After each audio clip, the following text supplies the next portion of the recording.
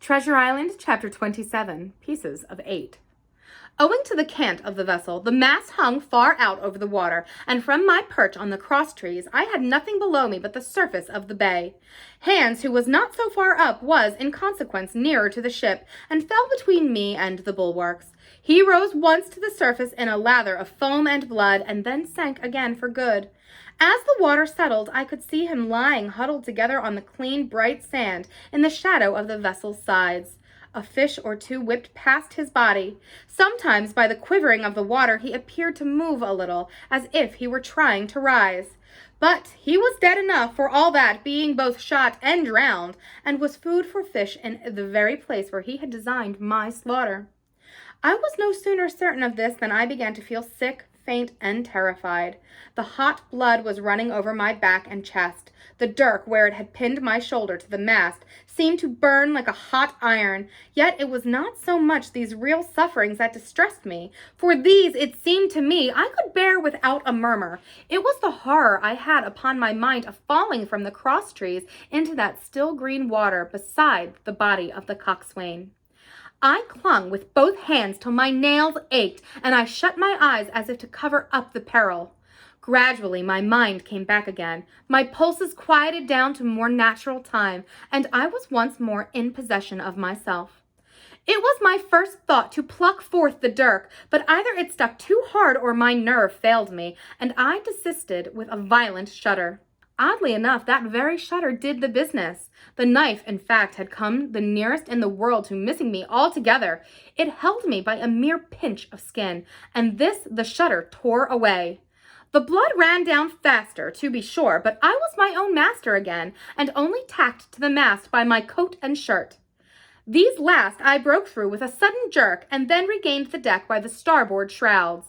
For nothing in the world would I have again ventured, shaken as I was, upon the overhanging port shrouds from which Israel had so lately fallen. I went below and did what I could for my wound. It pained me a good deal and still bled freely, but it was neither deep nor dangerous, nor did it greatly gall me when I used the arm. Then I looked about me, and as the ship was now in a sense my own, I began to think of clearing it from its last passenger, the dead man O'Brien. He had pitched, as I had said, against the bulwarks, where he lay like some horrible, ungainly sort of puppet, life-size indeed, but how different from life's color or life's comeliness. In that position, I could easily have my way with him, and as the habit of tragical adventures had worn off almost all my terror for the dead, I took him by the waist as if he had been a sack of bran, and with one good heave tumbled him overboard. He went in with a sounding plunge. The red cap came off and remained floating on the surface, and as soon as the splash subsided, I could see him and Israel lying side by side, both wavering with the tremulous movement of the water. O'Brien, though still quite a young man, was very bald. There he lay with that bald head across the knees of the man who had killed him, and the quick fishes steering to and fro over both. I was now alone upon the ship. The tide had just turned. The sun was within so few degrees of setting that already the shadow of the pines upon the western shore began to reach right across the anchorage and fall in patterns on the deck. The evening breeze had sprung up, and though it was well warded off by the hill with the two peaks upon the east, the cordage had begun to sing a little softly to itself, and the idle sails to rattle to and fro. I began to see a danger to the ship. The jibs I speedily dowsed and brought tumbling to the deck. The mainsail was harder matter. Of course, when the schooner canted over, the boom had swung outboard, and the cap of it and a foot or two of the sails hung even under water. I thought this made it still more dangerous, yet the strain was so heavy that I half feared to meddle. At last I got my knife and cut the halliards. The peak dropped instantly. The great belly of loose canvas floated broad upon the water, and since, pulled as I like, I could not budge the downhaul. That was the extent of what I could accomplish. For the rest, the Hispaniola must trust to luck, like myself. By this time, the whole anchorage had fallen into shadow. The last rays I remembered falling through a glade of the wood, and shining bright as jewels on the flowery mantle of the wreck. It began to chill. The tide was rapidly fleeting seaward, the schooner settling more and more on her beam ends. I scrambled forward and looked over. It seemed shallow enough, and holding the cut hawser in both hands for a last security, I let myself drop softly overboard. The water scarcely reached my waist. The sand was firm and covered with ripple marks, and I waded ashore with great spirits, leaving the Hispaniola on her side, with her mainsail tailing wide upon the surface of the bay. About the same time the sun went fairly down, and the breeze whistled low in the dusk among the tossing pines. At least, and at last, I was off the sea, nor had I returned thence empty-handed.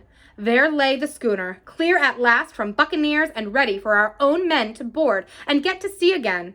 I had nothing nearer my fancy than to get home to the stockade and boast of my achievements. Possibly I might be blamed a bit for my truantry, but the recapture of the Hispaniola was a clenching answer, and I hoped that even Captain Smollett would confess that I had not lost my time. So thinking, and in famous spirits, I began to set my face homeward for the blockhouse and my companions. I remembered that the most easterly of the rivers which drain into Captain Kidd's anchorage ran from the two-peaked hill upon my left, and I bent my course in that direction that I might pass the stream while it was small. The wood was pretty open, and keeping along the lower spurs, I had soon turned the corner of that hill, and not long after waded to the mid-calf across the watercourse. This brought me near to where I had encountered Ben Gunn, the maroon, and I walked more circumspectly, keeping an eye on every side.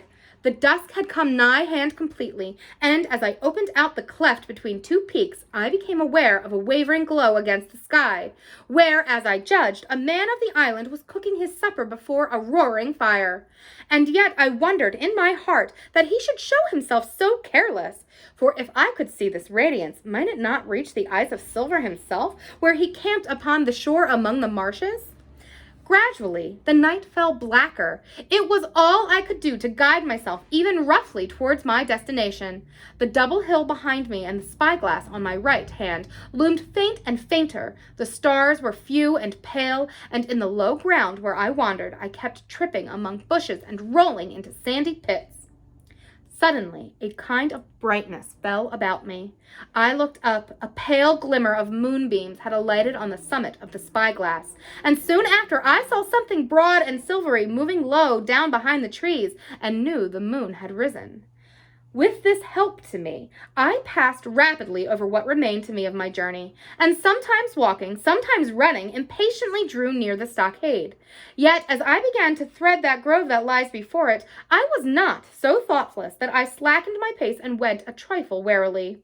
It would have been a poor end of my adventures to get shot down by my own party in mistake. The moon was climbing higher and higher. Its light began to fall here and there in masses through the open districts of the wood, and right in front of me a glow of a different color appeared among the trees. It was red and hot, and now and again it a little darkened, as it were the embers of a bonfire smoldering. For the life of me, I could not think what it might be. At last, I came right down upon the borders of the clearing. The western end was already steeped in moonshine. The rest, and the blockhouse itself, still lay in a black shadow, checkered with long silvery streaks of light. On the other side of the house, an immense fire had burned itself into clear embers and shed a steady, red reverberation, contrasted strongly with the mellow paleness of the moon. There was not a soul stirring, nor a sound beside the noises of the breeze. I stopped, with much wonder in my heart, and perhaps a little terror also. It had not been our way to build great fires. We were, indeed, by the captain's orders, somewhat niggardly of firewood, and I began to fear that something had gone wrong while I was absent. I stole round by the eastern end, keeping close in shadow, and at a convenient place, where the darkness was thickest, crossed the palisade. To make assurance surer, I got upon my hands and knees and crawled without a sound towards the corner of the house. As I drew nearer, my heart was suddenly and greatly lightened. It is not a pleasant noise in itself, and I have often complained of it at other times, but just then it was like music to hear my friends snoring together so loud and peaceful in their sleep. The sea cry of the watch, that beautiful "all's well," never fell more reassuringly on my ear. In the meantime, there was no doubt of one thing. They kept an infamous bad watch. If it had been Silver and his lads that were now creeping in on them, not a soul would have seen daybreak. That was what it was, thought I, to have the captain wounded, and again I blamed myself sharply for leaving them in that danger with so few to mount guard. By this time I had got to the door and stood up. All was dark within, so that I could distinguish nothing but the eye. As for sounds, there was a steady drone of the snorers and a small occasional noise of flickering or pecking that I could in no way account for. With my arms before me, I walked steadily in. I should lie down in my own place, I thought, with a silent chuckle, and enjoy their faces when they found me in the morning. My foot struck something yielding. It was a sleeper's leg, and he turned and groaned, but without awaking. And then, all of a sudden, a shrill voice broke forth out of the darkness. Pieces of 8, pieces of 8, pieces of 8, pieces of 8, pieces of 8, and so forth without pause or change, like the clacking of a tiny mill. Silver's green parrot, Captain Flint. It was she whom I had heard pecking at a piece of bark. It was she, keeping better watch than any human being, who thus announced my arrival with her wearisome refrain. I had no time left me to recover. At the sharp, clipping tone of the parrot, the sleepers awoke and sprang up, and with a mighty oath the voice of Silver cried, "Who goes?" I turned to run, struck violently against one person, recoiled, and ran full into the arms of a second, who, for his part, closed upon me and held me tight. "Bring a torch, Dick," said Silver, when my capture was thus assured. And one of the men left the log house and presently returned with a lighted brand.